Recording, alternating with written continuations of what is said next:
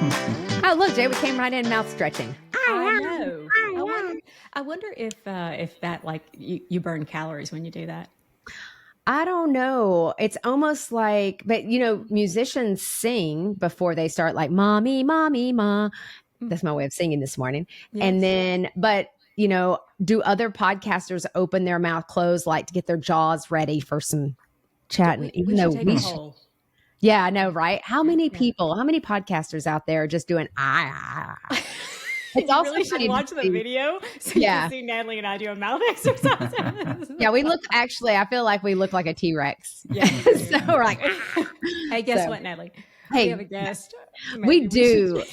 we should do a caregiving podcast. What a novel idea. Go ahead. Tell us just something special about this guest. You want me to do my voice? Yes, you can do it. It's a boy. It's always like we've had a bunch of guys on in the last recordings. I love that. I do too, because I feel like they're so, they're so underrepresented. And I think it's so rare that they will raise their hand and say, hey, I'm a caregiver too. And it's fantastic that we're getting so many to come out and speak, because once one does, their voice is just so pervasive in the caregiving crowd. So thank you, Chris. That was his breaking out, like it's a Chris. But let me tell you a little bit about Chris Schuler. That's who we have with us today. So Chris Schuler is the primary caregiver to his late dad, who was diagnosed with glioblastoma in July 2021.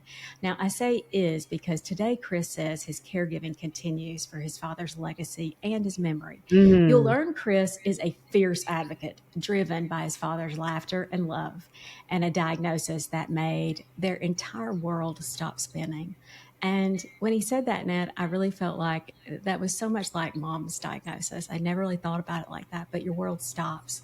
What Chris learned during their previous time together, he's here to share with us today. And there's a lot he learned. So, Chris, I'm so excited to have you here with us today. Yay! Thank you so much, JJ. Thanks, Natalie. That introduction almost brought me to tears. So we're starting on a good note here. This is good. Well, I'll get the Kleenex out. Exactly. Well, and I think it's so important. You have such a unique story, but that's the beauty of caregiving, is that every story is a little bit different, and there's differences for the reason, who the person you're caring for, what the illness is, or what the reason for caregiving is.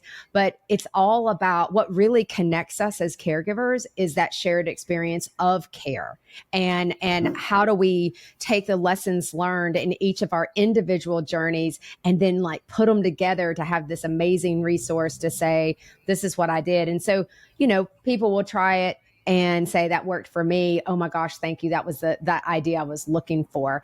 And so that's why I love this. And I love, Chris, that you're coming on to represent the male population of caregivers, because 40%, that's what they've got on the statistics right now. And we know there's a bunch more. We know there's a bunch more. And so Chris, we always start off, like I say this every time. We start from the beginning. You were born, but kind of give us your background. Give us the kind of set the stage, and we'll work our way up to care. But don't go too fast. Give us a good story. Sure. No, thank you so much. And you'll hear my dog either barking or jingling here in the background. But and the stats. I did not know that 40% of caregivers are men, and I'm almost surprised in a way. Feels high, doesn't it? To hear that, yeah. And so my story began, we all think we're special, we're unique, and I guess we can make the arguments that we are. And my beginning started in South America. I am originally adopted from Colombia. And so my last name doesn't usually match what people might think I look like, which is a fascinating discussion and exercise in identity. Who are we really, right? Yeah. Am I Chris Schuler from there, who tans really well in the summer and will never break 5'4"? Or am I Chris Schuler with the German last name, whose parents have ancestry in Ireland and Germany and England? And so I've always found identity to be a fascinating part of my life growing up. Yeah. And some people will ask, well, when did you find out you were adopted? Well, I never really found out. I just knew it was something I knew from before I had memory. It was something that was just known. And And so I counted myself almost as somebody a little different, but I had a special opportunity, and I knew that from childhood. I just knew that I was chosen, like I was picked to be my mom and dad's son, which is really a beautiful thing to grow up with. As children, we absorb so much, right? And so that was what I absorbed. That was the first thing I absorbed as a child was love, and I was their pick, which was a great way. We to all think love to be about life. chosen. That is such, working in the foster care system, there's so many children who feel that they're unwanted because for whatever reason, their parents aren't able to care for them. But to shift it to, I got picked and I was so loved and wanted that it is a privilege. It is a privilege to get to work with children. I always say that to my fellow colleagues. And, I think it is a privilege and it's a different set of circumstances, but I love that. I love that angle because I think it's very true. Yeah. I think it's true. And I think it's healthy because every one of us in our basic elements want to be attached to someone. We want to feel connected. We want to feel like we belong. And it sounds like that belonging, that sense of belonging really endeared you to your parents even more. Like, if you think about it in the future, how did this impact this culture and this multiculture? You've got multiple backgrounds honored, that recognized and honored that, hey, this is what we believe and this is who my identity is. I'm glad we went there first because that's interesting. Well, now everybody's gonna be like, I want to see YouTube. I gotta see this smart guy. That's my foundation. In fact, there's a frame I have on my shelf here in my office, and it has been in my room since I was born, and I've carried it with me everywhere. And it starts with a poem. It's about our adopted child, but it begins saying, "You are the child. You are not the child of our bodies. You are the child of our hearts." And those words have always been inscribed over my head for a lifetime. And when I became a dad, fast forwarding way far into this story, but when I became a dad, it was a surreal experience. Because I hadn't thought much about being adopted because that really doesn't define me. Right. But when my kids were born, and I looked my son in the eyes, and he was the first human that I have known in my life that is a part of my body. We have the same blood.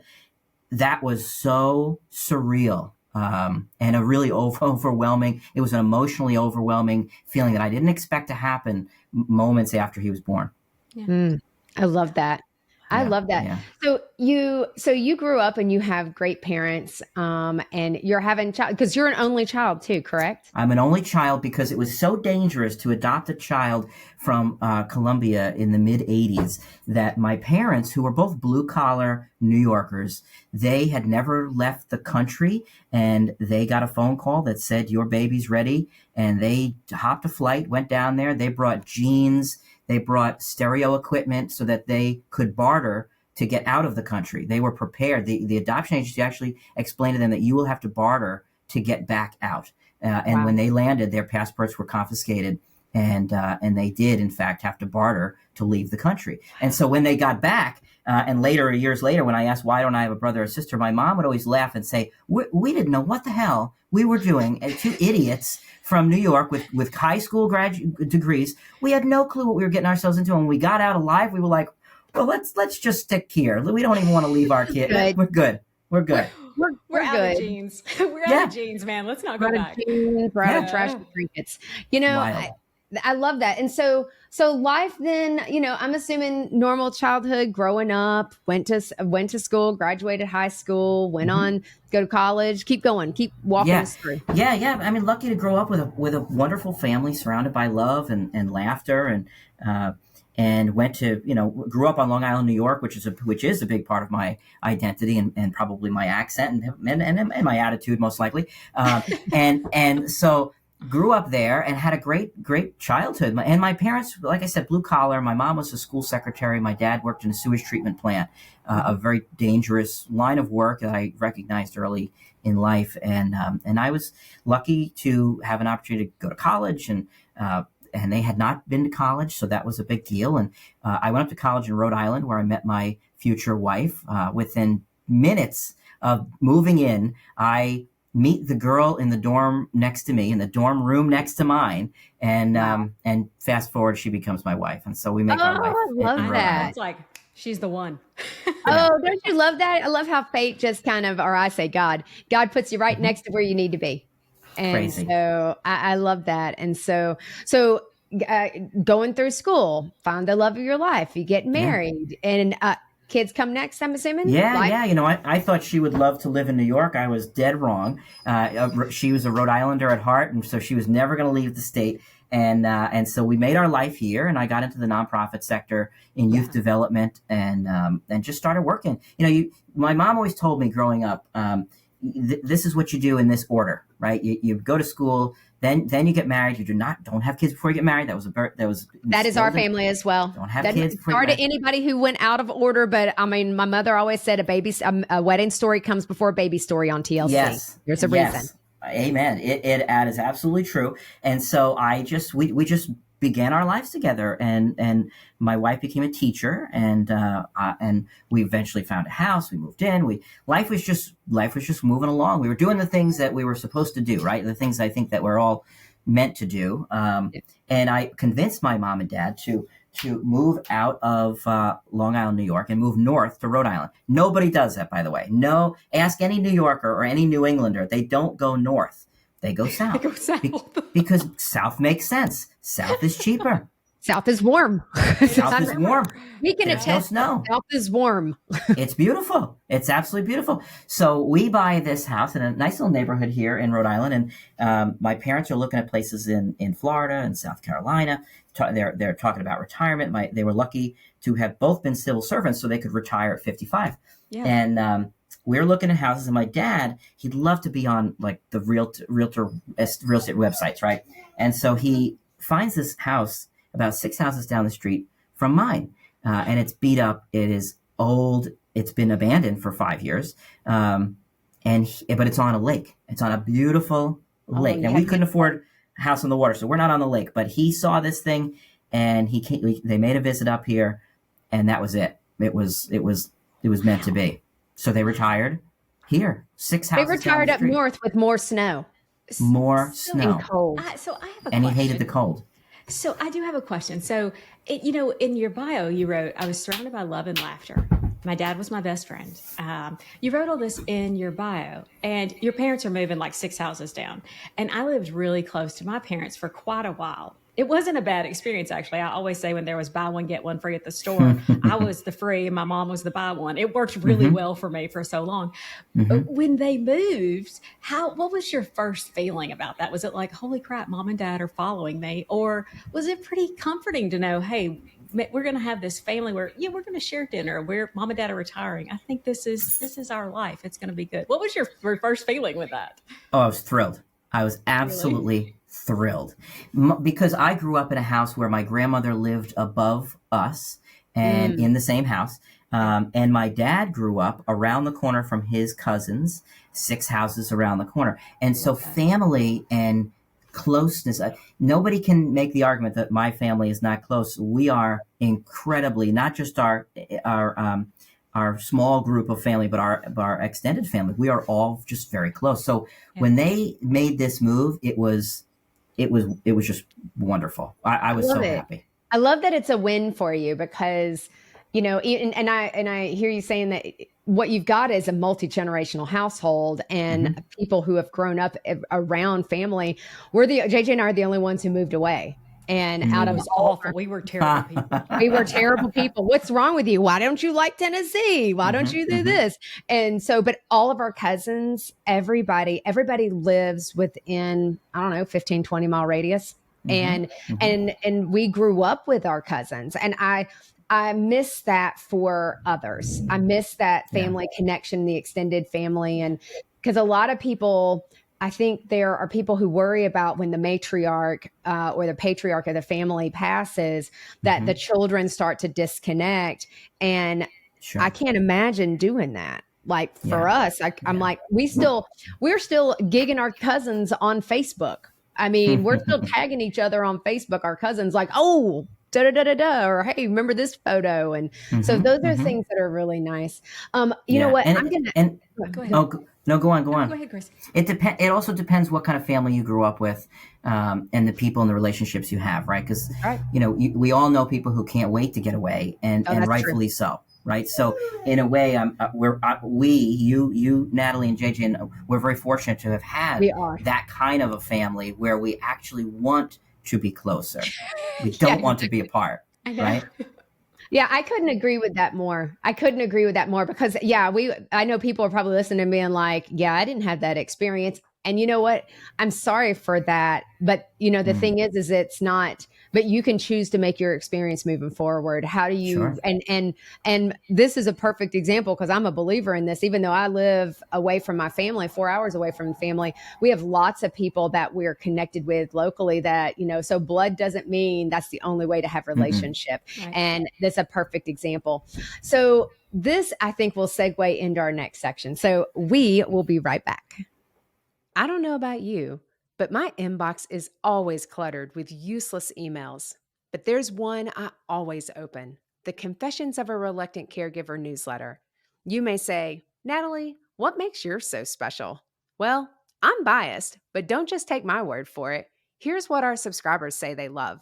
First, it comes once per month, and you can read it in under 5 minutes. Next, you'll find amazing tips and resources to use in your everyday life. And who doesn't love a recommendation? These sisters do, which is why we share sister-approved products and discount links to save you time and money. And of course, you're first to know about the upcoming month's confessions. Just like our show, you're guaranteed to relate, be inspired, leave with helpful tips and resources, and of course, laugh. Go to our website, confessionsofareluctantcaregiver.com, to sign up for our newsletter today. All right, everybody, we are back here with Chris Schuler, the German last name with the Colombian descent, which I love. He's a German in a Colombian body. I know, so with a great tan.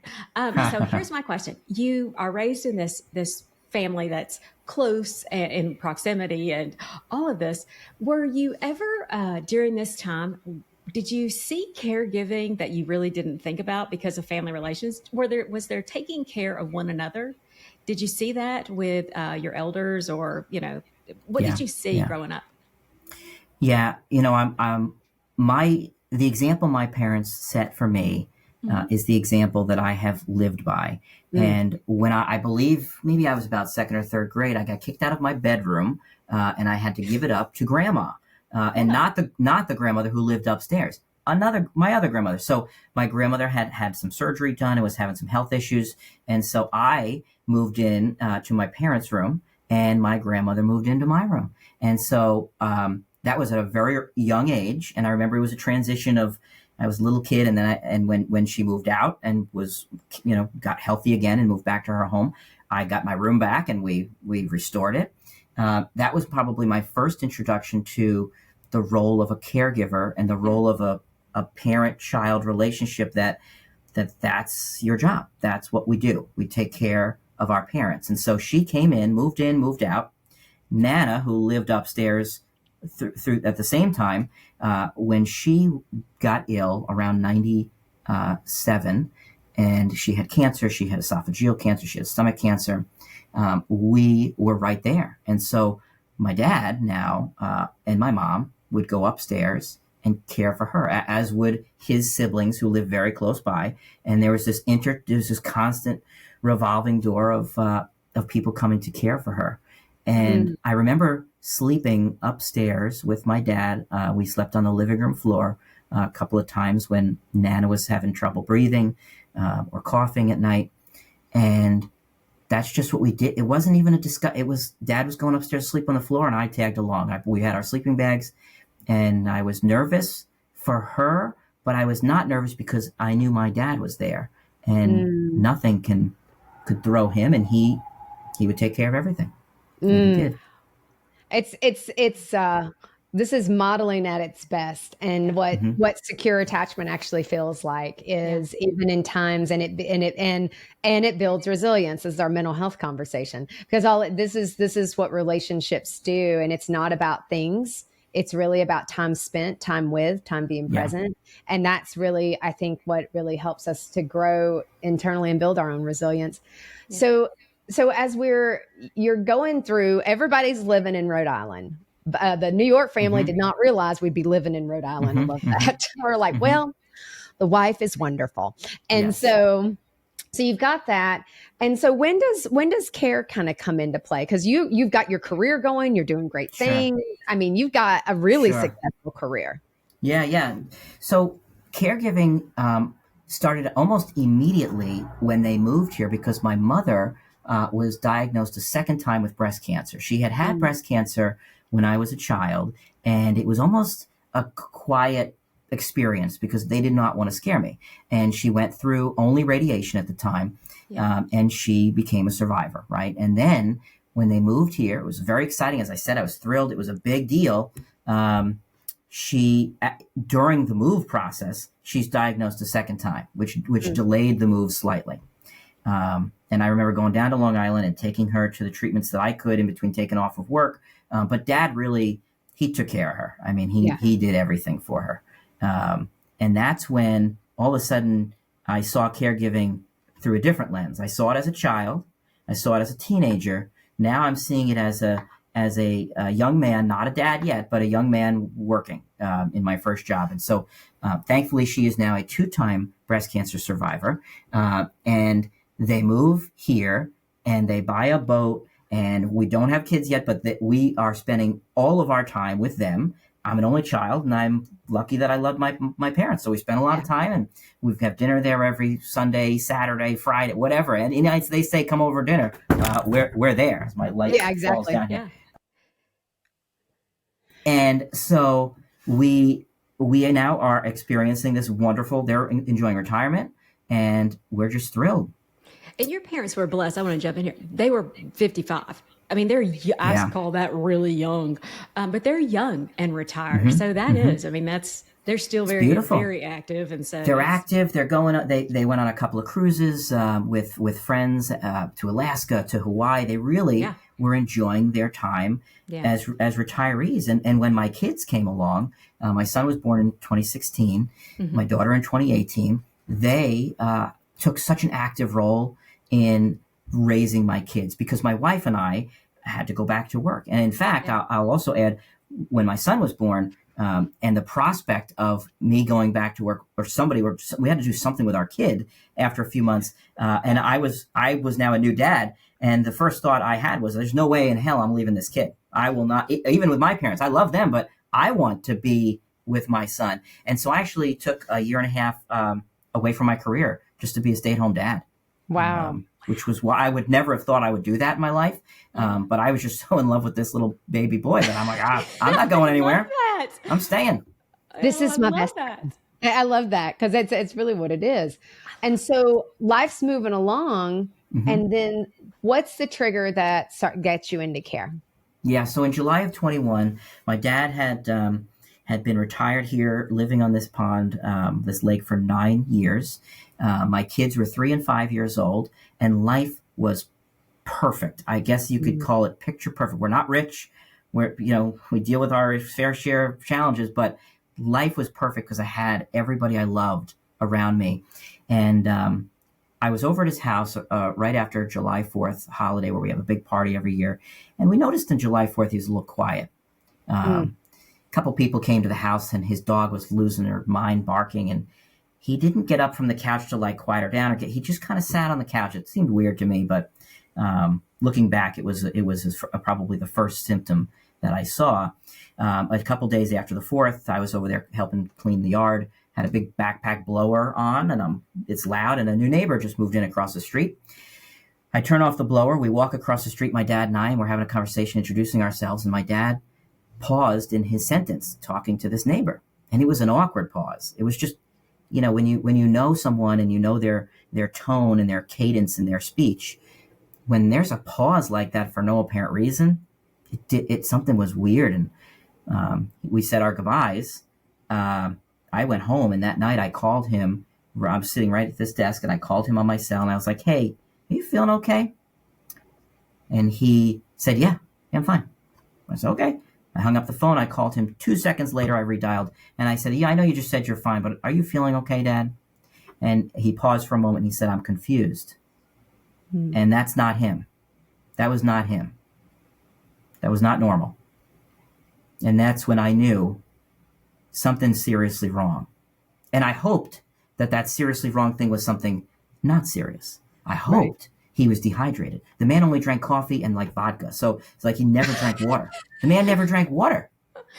I don't know how he survived. Yeah. It's just coffee. And I was like, I'll bring over Gatorade in the morning, and we'll figure this out. Get some electrolytes. Walk it off. Yeah, I'm like, maybe this is the sign, Dad, that you got to finally start drinking water. And it was much worse than that. Yeah. So who initiated the doctor's visit? You or your dad? Me, immediately. I said, we need to see your primary care doctor. Something's weird, and we Googled everything, right? So we're hoping, it's probably his overactive thyroid. His sister had an overactive thyroid. So it's probably something like that. So there's no urgency. We did not think there was urgency. Yeah. Well, Natalie and JJ, in the time that we made the appointment and the 7 or 8 days between getting to see his primary care doctor, he had difficulty forming words. He had difficulty finding the words he wanted to say. So now we're like, what the hell is this? Yeah, and I'd say, Dad, and he was very quiet. Mom thought he was mad at her, by the way. When I sat down on the next day, when I said we need to go see the doctor, I said, Mom, Dad feels confused, and I want you to know that. You should know that something's off. He's not feeling good. And have you noticed anything? And she said, I just thought he was pissed off at me. So when you live together for 50, however many years, you get used to your spouse, right? But then you have tiffs, and she just thought he was in a bad mood for a couple of days, which also is not normal and wouldn't have been normal for my dad, because my dad, I in the 37 years I knew him, I never met the man. I never saw him in a bad mood. He was never in a bad mood. He was quiet and calm, but he was never in a bad mood. Yeah. So in that time, I could ask him, hey, Dad, where do you live? He's like, I live in Rhode Island. I'm like, but where did you grow up?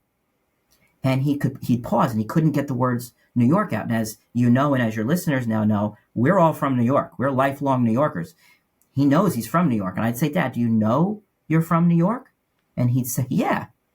I'm like, but you can't say it? And he'd look at me and he'd kind of go, huh? Wow. I can't.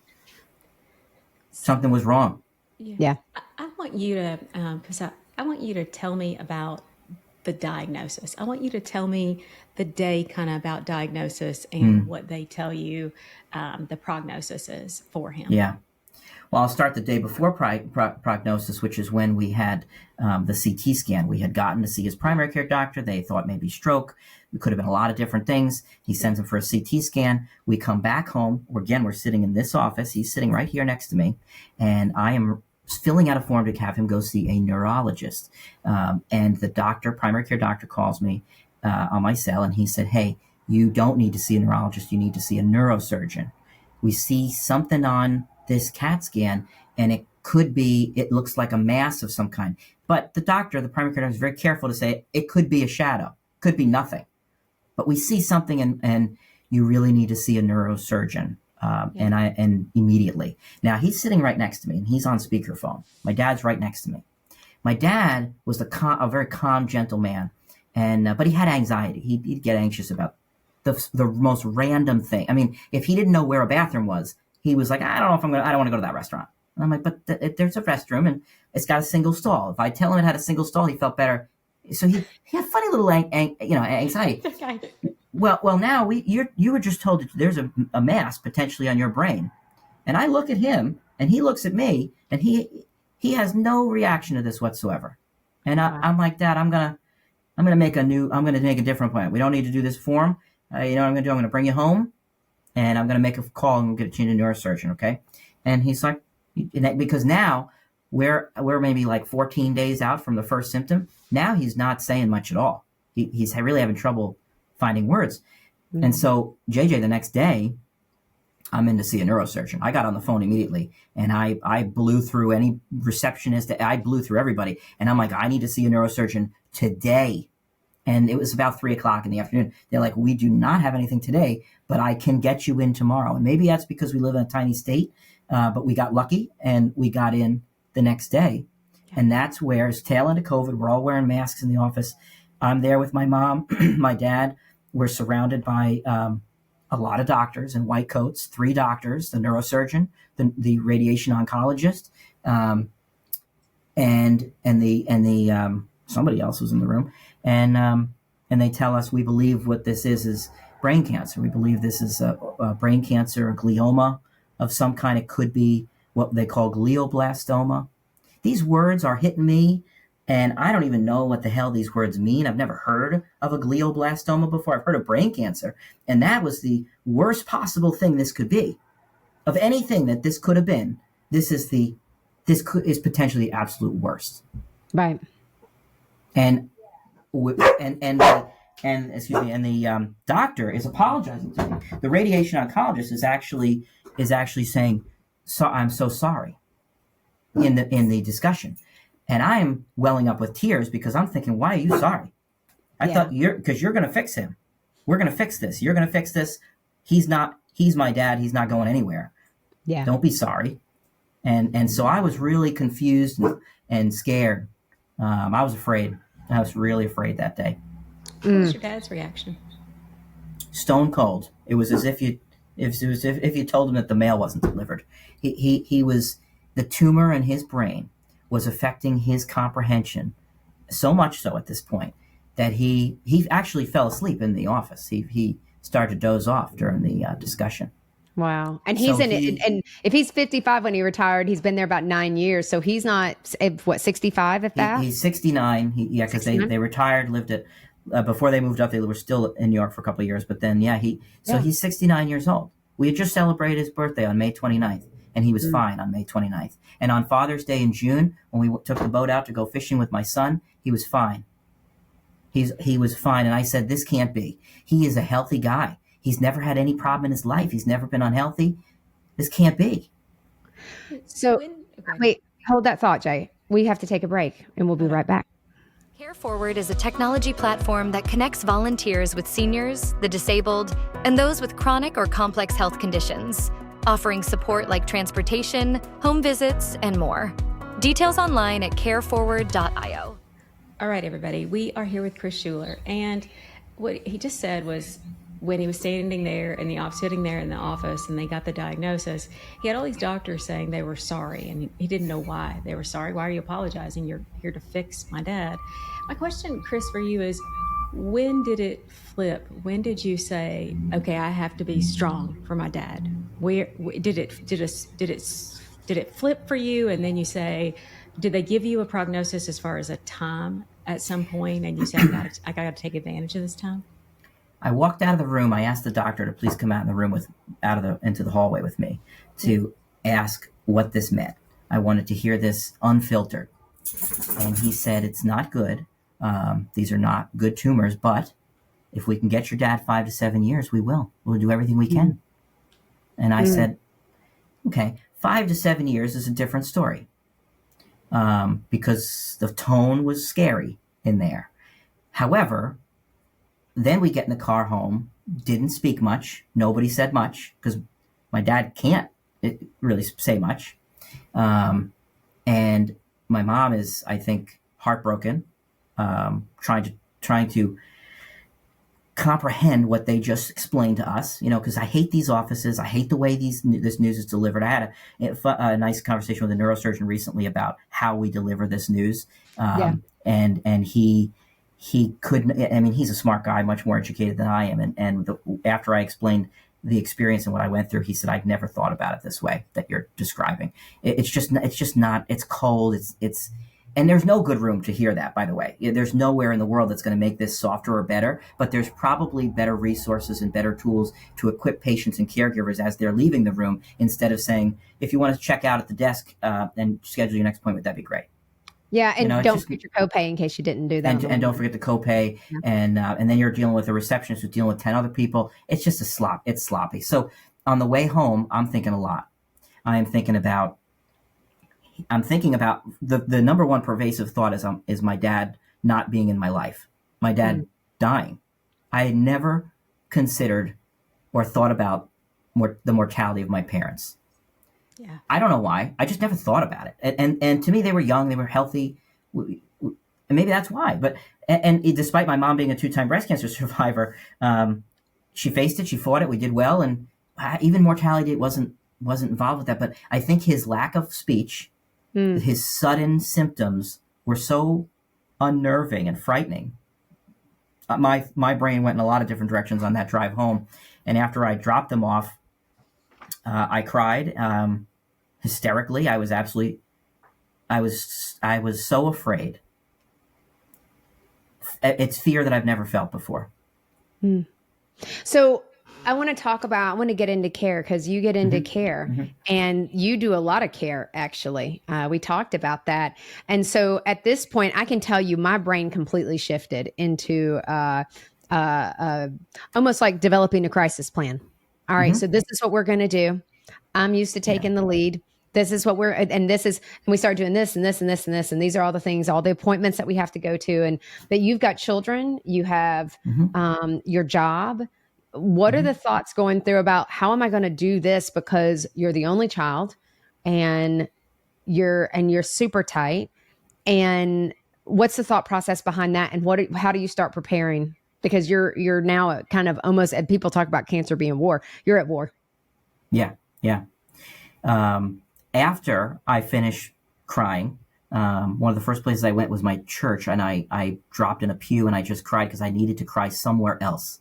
I needed to get rid of and pray, and I asked God for a whole lot of things that he couldn't deliver. And I prayed and I cried, and I thought, well, what are we going to do? How am I going to do this? And then giving the news to family members who had a million questions. Everybody, it was as if the spotlight was entirely on me. And I knew that I knew what I wanted to do. And this was immediate. I knew that I would handle anything with doctors, anything with clinical trials, anything with research, off-label drugs, nutrition, holistic medicine. I will do all of that.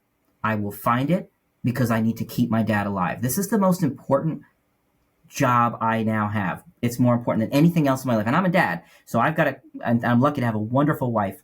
And even she knew, you need to do what you have to do.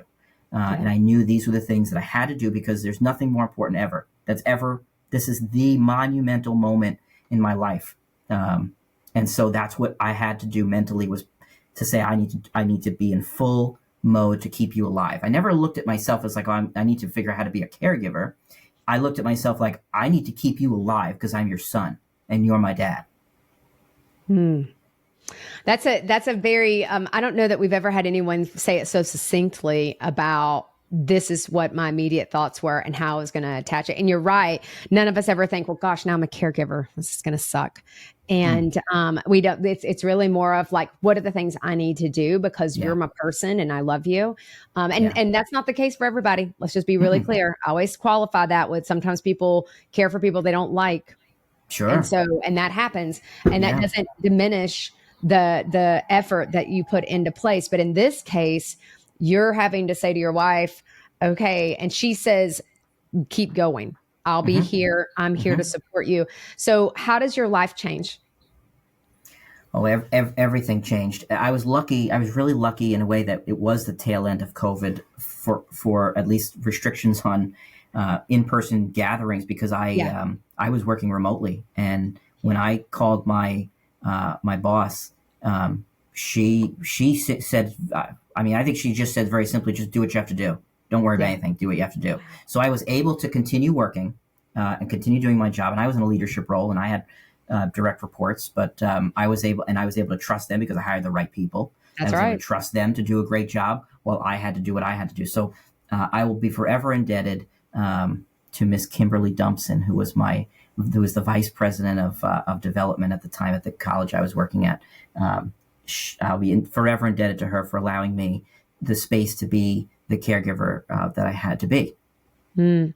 And so you did more than just doctor's appointments, though, because your dad got to a point Yeah. where he would only allow for certain tasks to be completed by you. And we talked about that Yeah. because this is some of the challenges for caregivers when the Mhm. person only wants one person, and that can be an opportunity for burnout Oh, and sure. other feelings and things like that. Let's talk about what that looked like for you.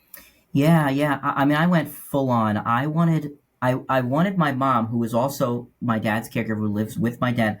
I wanted her to meet his needs in the only way a spouse could. I wanted her to love him. I wanted them to have the relationship they had. I did not want her to clean him up in the bathroom. I didn't want her, and she could do those things, and she probably did at times if I wasn't there. But I was there almost 24/7. I wanted her to. I wanted to ease it. I wanted to ease this on her because I Googled this disease and I realized this is bad news. And I don't think she ever Googled this. She just took it one day at a time. And I wanted to be the buffer. Like I wanted everything to hit me. You've seen probably that meme or that image online of it. It's a picture of like a dad or a mom and they're holding a shield and there's arrows coming at them and their kid is underneath them. Yep. That's the visual representation of what my role of a caregiver was. I was protecting him in any way that I could. And at this point now, he's almost lost the ability to speak.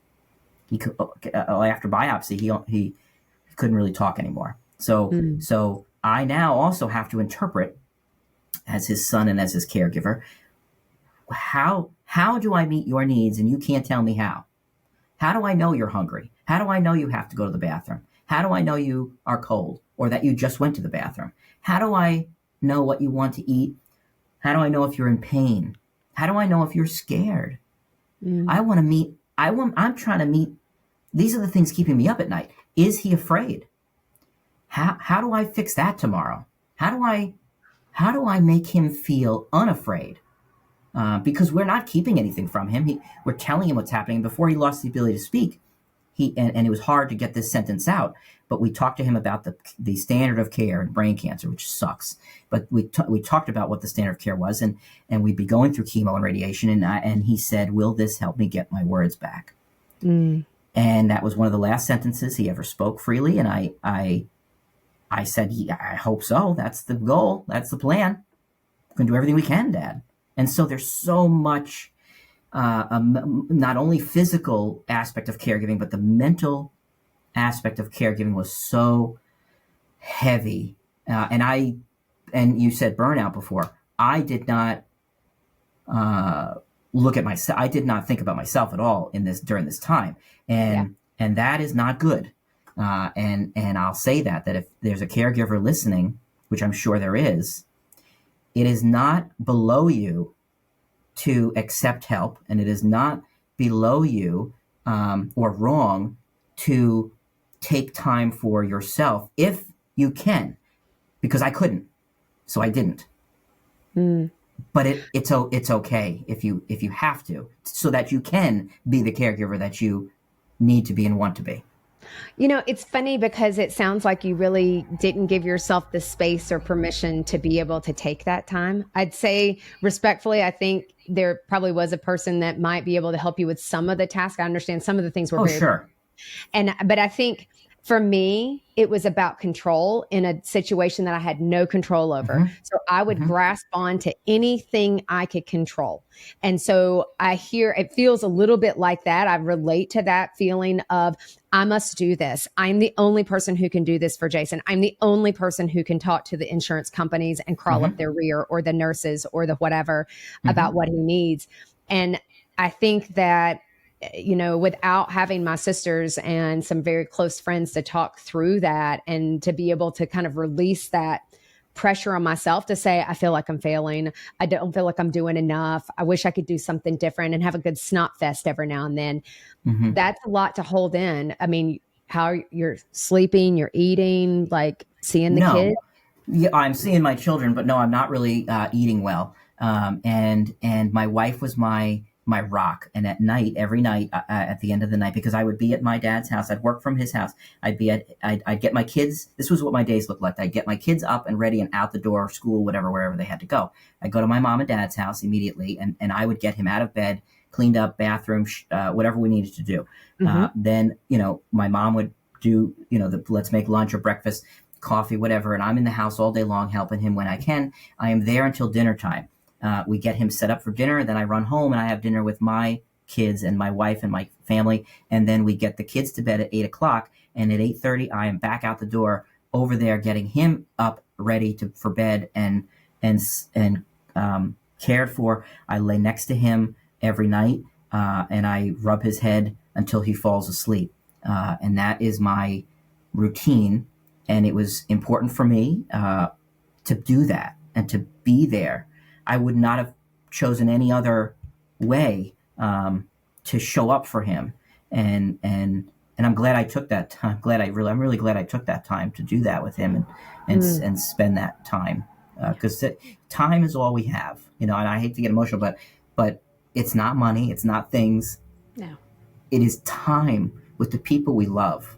And I knew that my time was ticking, and it was ticking fast with this disease. So that was the routine. So to get back to your point of burnout, I was not eating well. At one point, we had a visiting nurse come to the house taking his vitals, because we had visiting nurses, occupational therapy, physical therapy, speech therapy. We had everybody. And at one point, this nurse says to me, "I'm taking your vitals next, sweetie." And I'm like, "I'm fine. You don't need to take my vitals."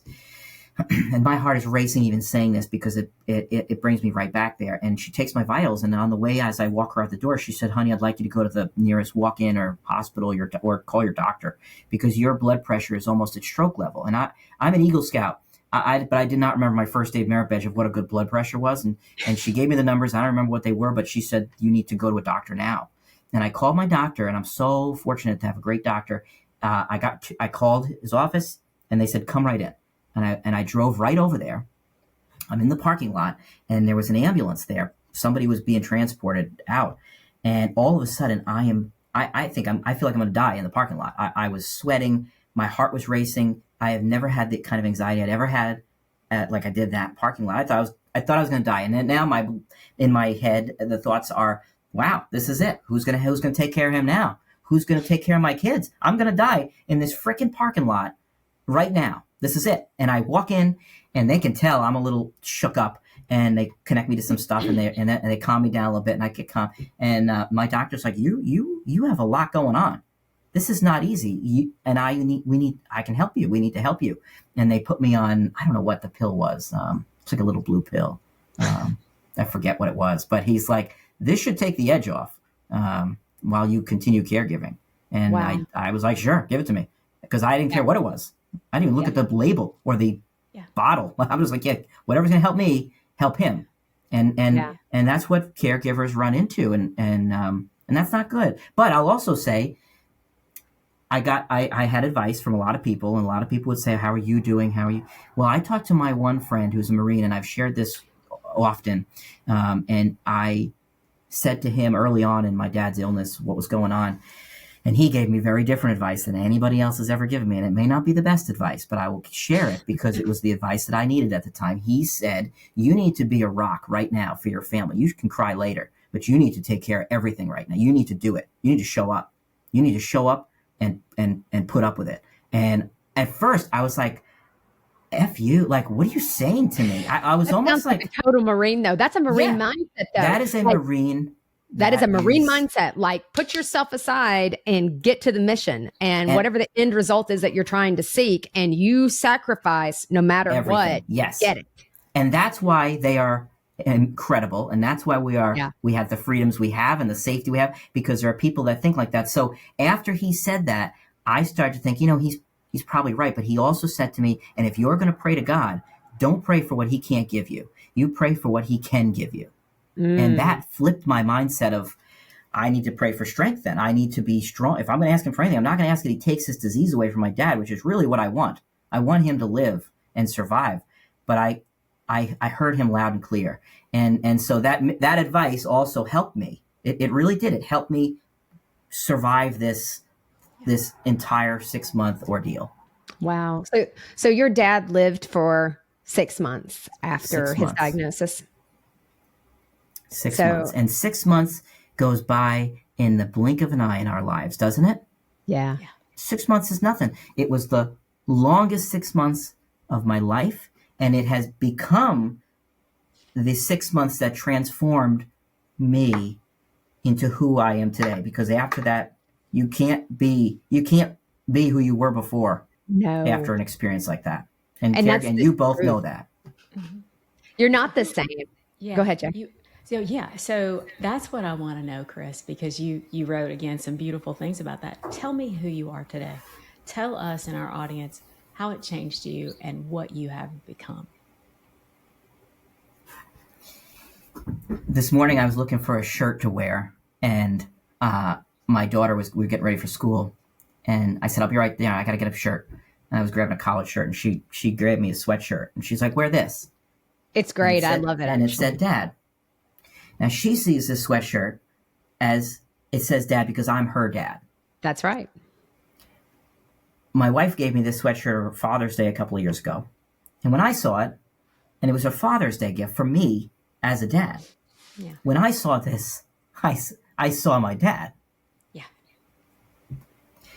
And so who I am today, I think, is who he would have wanted me to be, which is Dad. I am Dad first and foremost, and always. It's not my job. I could care less. It's not any of those things. It is the thing I take most seriously in my life, as being a father. That's who I am. I love that.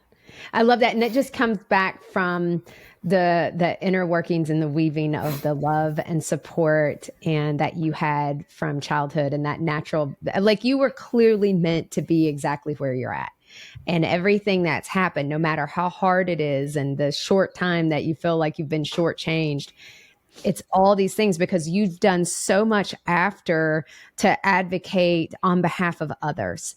And I think that's really where people have to decide how are you going to take this experience and what are you going to do with it? And everybody does something a little different with it. I mean, we started a podcast. We had never listened to a podcast. And we think, how can we tell other people they're not alone? And I think about the work that you're doing to advocate. And we've had other friends, like Chris has introduced me to other folks, like Shannon Trapphagen was on, and Kelsey Yeager, who was on. If you haven't listened to their podcast, again, great people. And this is a community that is alarmingly small, if you think about it. From the world standpoint, it's a small community, and we're all trying to use our shared or collective voices to be able to make effective change for others who don't know what's coming. Right. That's what I would say. And I think your thoughts on time is the true thing that you don't like. This is the true commodity. Time is what you want and you want to hold on to, and how do you use it well? I know we're well past our time. I've said this for everyone that day that we've done. I'm like, oh, we're well past our time. We're fine. We're fine.